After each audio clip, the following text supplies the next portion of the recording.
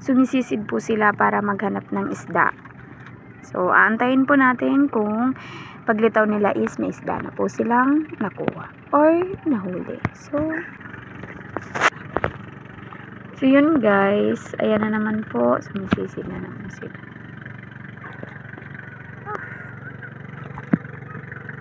Napakahirap pala ng buhay ng trabaho ng pagiging fisherman. Ngayon, tingnan nyo, napakahirap ang huli ng isda, na bukod sa malalim, malamig pa yung dagat.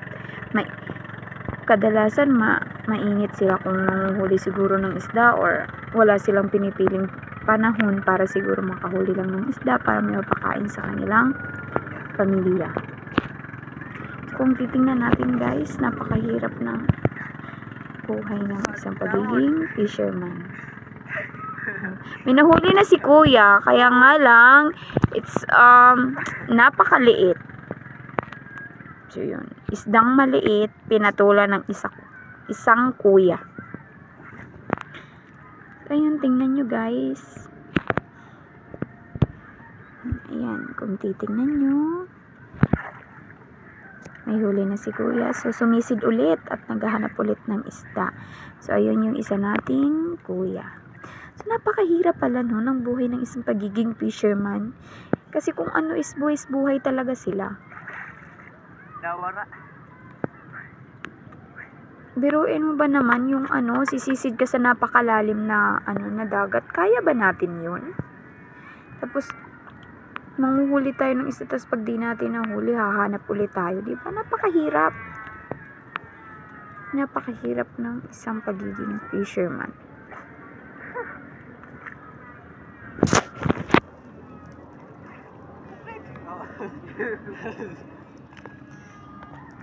Pero natutuwa akong tingnan sila kasi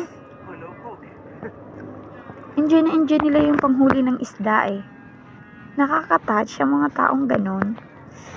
Tingnan nyo, sila lilitaw, tapos isisid ulit kasi nga naghahanap sila ng isdang mahuhuli.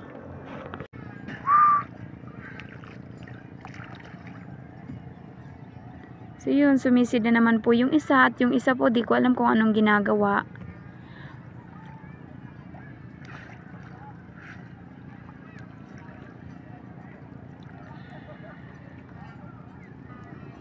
So as you can see po, hindi ko po talaga alam kung ano pong ginagawa nitong isa.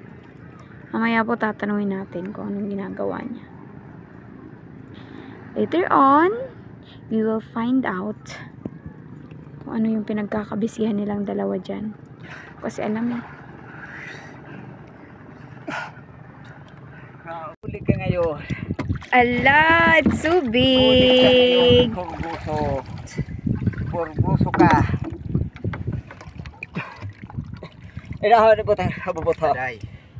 Sige, panghuglutan para. Panghuglutan na rusa para. Panghuglutan. Ano para saan? Oh my God, it's so big. Kakatabahan.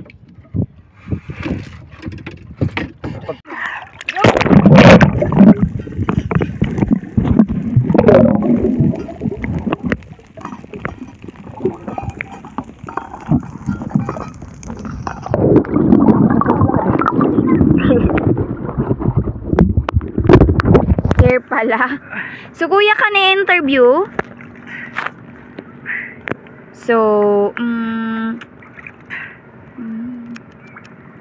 uulitin ko po yung tanong ko, no? Ay, here po. Where is the one? Ito saan ito? So, yun. Kuya, mahirap po bang manghuli ng isda? Siyempre. Mahirap, no? So, kapag nakakahuli ka po, ano po ba sa feelings? Yung may nahuhuli kang isda? Siyempre, masaya. Masaya kasi bukod sa may mapapaulam na kayo, may ibebenta pa, no? Pambili ng bigas. So, ano po sa feelings pag nandun po kayo sa ilalim ng dagat? How do you feel? Nakakatakot. Kasi syempre naman, di mo alam kung makakaahon ka po or hindi na, no? So, kapag ganyan marami po kayong huli, ano po ba yung ginagawa nyo? Ibinibenta namin.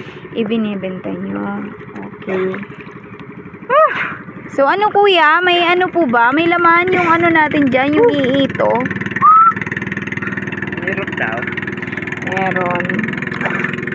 So, Wait lang, tapos sisilipin ko. sige kuya, thank you. Oh, look at that. What is that? Oh, lambat. So, anong laman? Tingnan natin kung maisda. Tingnan natin kung maisda. Dilaw. There we go. Tingnan natin. Ayan, hindi. Oh, look up! My fish! Oh, Oh, my fish! Oh. Ah?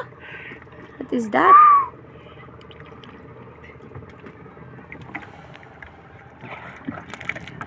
Wow!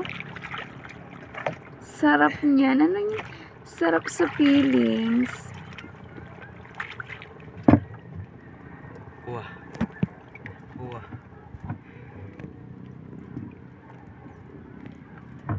Oh, so parang sarap naman yan. Tawag dyan? Iito. Oh, iito. Wow. So yummy. Tungkol dyan sa buhay-buhay yan.